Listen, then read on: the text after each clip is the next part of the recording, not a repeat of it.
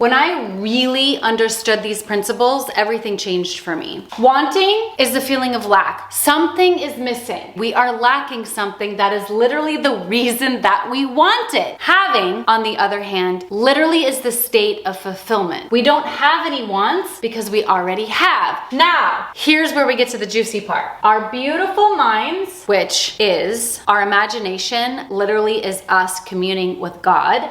We have to take on this having feeling. So this means with our mind, we are only thinking thoughts that resonate with the having, with the fulfillment of the very thing that we want or desire. And the same with our heart. We have to be overwhelmed with the feeling of being fulfilled. And what I call it in my practice is saturation. We literally saturate our brain, our body, our mind, our hearts, our spirit with this feeling of having. If you're still with me, I liken this to a paper towel. When I take a dry paper towel and I put it in water, the whole entire paper towel becomes wet. There's no part of that is dry anymore. It literally is overwhelmed with moisture. It becomes saturated with the water. And if I pull it out, it's dripping wet. It's soaking wet. That's essentially what we want to be doing with your entire body. We are overwhelming it only with thought and feelings of the having of what you want. Then this is the best part. Reality. Reality is changeable. Reality is moldable. When you have this,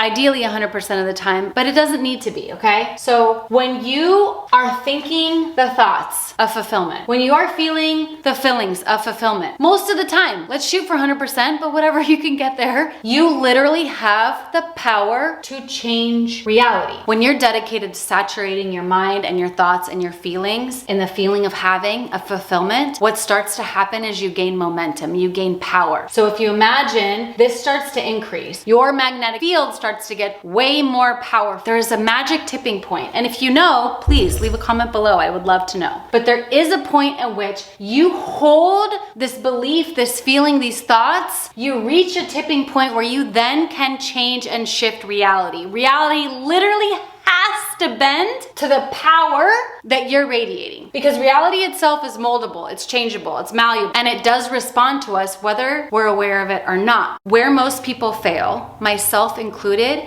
is that they'll hold these thoughts and these feelings of fulfillment of something that they're manifesting. They'll hold it for a day, half a day, a week, maybe, until they start getting repetitive evidence that what they have isn't here. Then they let it kick them out of what they're creating. And what happens is you can get to a level and you've got some power, and then it starts to decrease. But the key here is holding the vision, holding the thoughts, refusing to budge, not caring what your external reality is showing you. You are so steadfast in this knowing and this feeling, this fulfillment of what it is that you want, that you reach that tipping point where reality actually changes to match and meet whatever you are holding in your magnetic field. Like that, if you can understand, you have the power to literally shape and change reality with your mind, with your feelings.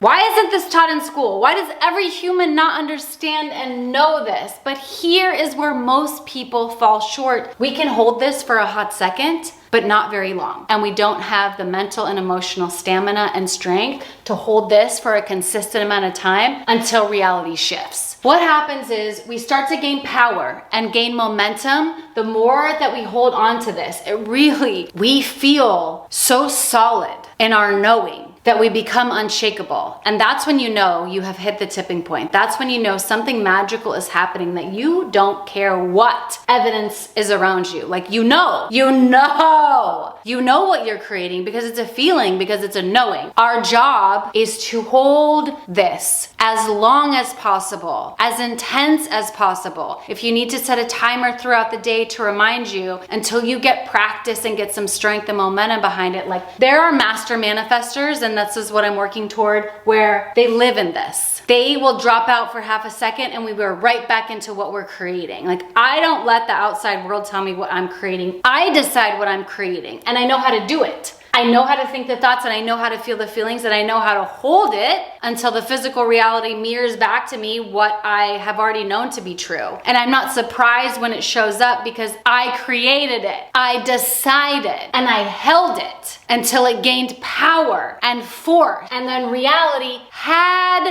to shift to match what I held. That's what I'm talking about here. I'm literally teaching you how to create and shape reality. So the first step is going to be to recognize the shift between want and have. If you're in want, you want to shift to have, the feeling of having the thing, the feeling of being fulfilled. And then you want to hold it all the time, as much as possible. You want to live in the feeling and the thinking of that feeling of fulfillment. And then, by universal forces beyond my human comprehension, reality will shift to match that very thing that you've been holding. You're welcome.